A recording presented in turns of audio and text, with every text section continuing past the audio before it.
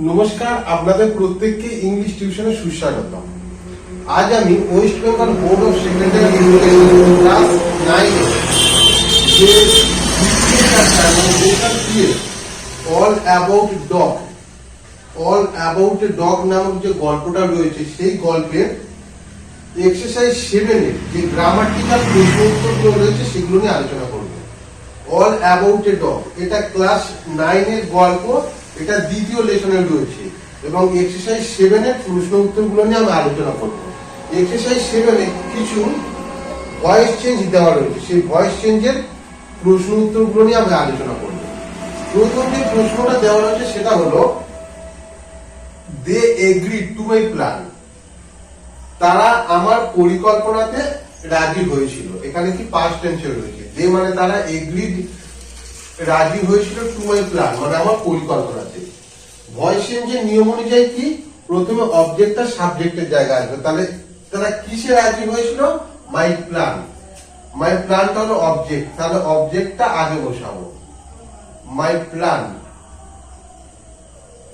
এখানে যেহেতু পাস্ট টেন্সে রয়েছে তাই আমি এখানে ওয়াজ বসাবো।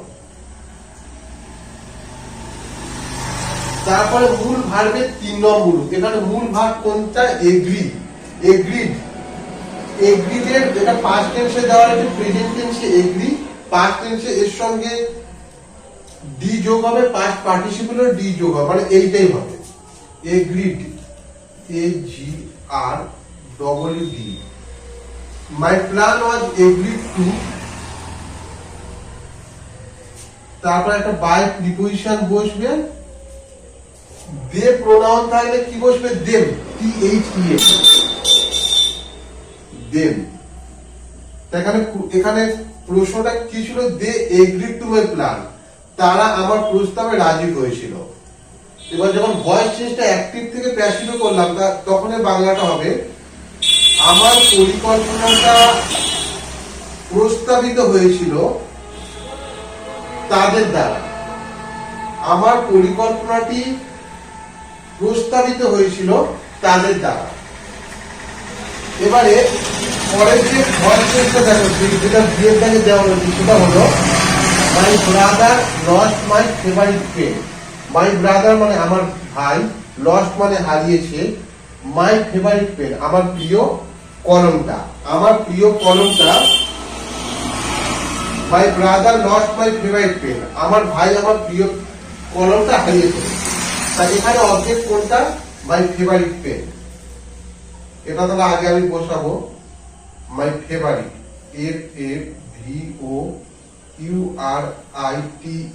My favourite pen, PEN, pen.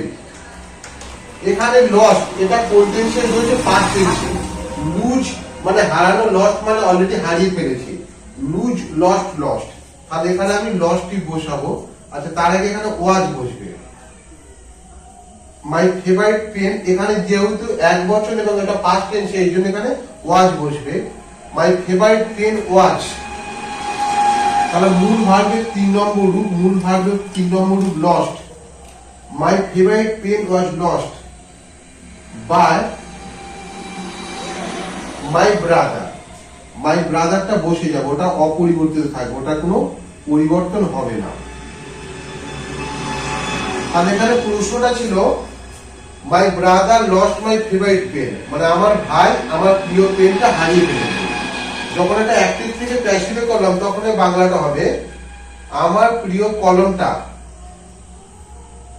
আমার ভাইয়ের দ্বারা হারানো হয়েছিল। আমার প্রিয় কলমটা, my favourite pen was lost by my brother, আমার প্রিয় কলমটা আমার ভাইয়ের দ্বারা হারানো হয়েছিল। পরের উদাহরণটা খেয়াল করে দেখো, পরের যে voice change, the man is writing a letter, লোকটা একটা চিঠি লিখছে, এটা প্রেজেন্ট কন্টিনিউয়াস টেন্সে রয়েছে। লোকটা একটা চিঠি লিখছে, তো এই বাক্যের সাবজেক্ট কোনটা? আচ্ছা, এখানে টি মার্কটা কাটা হয়নি, লেটার, LETTER। তাহলে এই লেটারটা হলো, এই লেটারটা অবজেক্ট, এখানে এটা সাবজেক্টের জায়গায় চলে এলো। আর যে কোনো বাক্যের সাবজেক্ট, অবজেক্ট বা সাবজেক্ট অবজেক্ট চিহ্নিত করার নিয়মটা কি? যে কোনো বাক্যে সাবজেক্ট বা অবজেক্ট চিহ্নিতকরণের ক্ষেত্রে সেই ভার্বের ক্রিয়াপদকে যে কোনো ভার্বের বা যে কোনো বাক্যের ক্রিয়াপদকে কে বা কারা দিয়ে প্রশ্ন করলে যে উত্তরটা পাওয়া যাবে সেটা হবে সাবজেক্ট।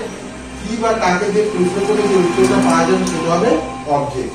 তো এখানে আমি যদি এখানে রাইটটা হলো মূল ক্রিয়াপদ, আমি ক্রিয়াপদকে যদি প্রশ্ন করি লোকটা কি লিখছে, কি লিখছে মানে চিঠি লিখছে, তাহলে এটা কি হলো অবজেক্ট। আবার যে কোনো বাক্যের ক্রিয়াপদকে কে বা কারা দিয়ে প্রশ্ন করলে যেটা পাওয়া যাবে সেটা হবে সাবজেক্ট। চিঠিটা কে লিখছে, লোকটা, এটা হলো সাবজেক্ট। এইভাবে প্রতিটা বাক্যে ক্রিয়াপদকে কে বা কারা দিয়ে প্রশ্ন করলে সাবজেক্ট পাওয়া যাবে, কি বা কাকে দিয়ে প্রশ্ন করলে অবজেক্ট পাওয়া যাবে।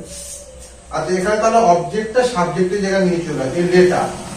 এবার দেখো এটা কিন্তু প্রেজেন্ট কন্টিনিউয়াস টেন্স, তাই চিঠিটা 1 বছর, এরপরে ইজ বসবে, এই লেটার ইজ। কন্টিনিউয়াস টেন্সের ক্ষেত্রে একটা শব্দ যোগ হবে বিং, বিআইএনজি, বিং, এই লেটার ইজ বিং। তারপর মূল ভার্বের 3 নম্বর রূপ। এখানে মূল ভার্ব হলো রাইট, WRIT, রাইট মানে লেখা। পাস্ট টেন্সে রোট, WROT, রোট। পাস্ট পার্টিসিপেলে written, WRITTEN, write, wrote, written. এখানে তাহলে রিটেন বসবে, WRITTEN। A letter is being written, তারপর একটা বাই বসবে, তারপর the man, by the man. এটাই হলো উত্তর। তাহলে এখানে ইংরেজিতে যখন লিখেছিলাম তার বাংলাটা কি? The man is writing a letter, লোকটা একটা চিঠি লিখছে। এবার যখন আমি অ্যাক্টিভ থেকে প্যাসিভে করলাম, a letter is being written by the man, চিঠিটা লোকটির দ্বারা লিখিত হচ্ছে, চিঠিটা লিখিত হচ্ছে লোকটির দ্বারা, চিঠিটা লিখিত হচ্ছে লোকটির দ্বারা। এবারে বিয়ের দাগে উদাহরণটা খেয়াল করে দেখো, Titli is looking for her watch, Titli তার ঘড়িটা খুঁজছে, তিতলি তার ঘড়িটা খুঁজছে। এই বাক্যে তাহলে সাবজেক্ট কোনটা? তিতলি। কে ঘড়ি খুঁজছে? তিতলি। কে দিয়ে প্রশ্ন করলে যেটা পাওয়া যাবে সেটা হলো সাবজেক্ট। তিতলি কি খুঁজছে? তার ঘড়িটা, হার ওয়াচ, এটা হলো অবজেক্ট। তাহলে হার ওয়াচটা আমি আগে বসাবো, হার ওয়াচ, WFTC, হার ওয়াচ। এখানে দেখো এটাও প্রেজেন্ট কন্টিনিউয়াস টেন্স, এই জন্য এখানে ইজ বসবে, বিভার হিসাবে ইজ। তারপর একটা বিং শব্দ আসবে, হার ওয়াচ ইজ বিং। তারপর মূল ভার্বের 3 নম্বর রূপ। এখানে লুক হলো মূল ভার্ব, তার পাস্ট টেন্সে ওর সঙ্গে ইডি যোগ হবে, পাস্ট পার্টিসিপেলে ইডি যোগ হবে, লুক, লুক, লুক। তাহলে এল ডবল কে লুক ফর, এখানে যদি ফরটা ছিল লুক ফর মানে খোঁজা। Her watch is being look for by, যে কোনো নাম থাকলে সেই নামটা বসে যাবে।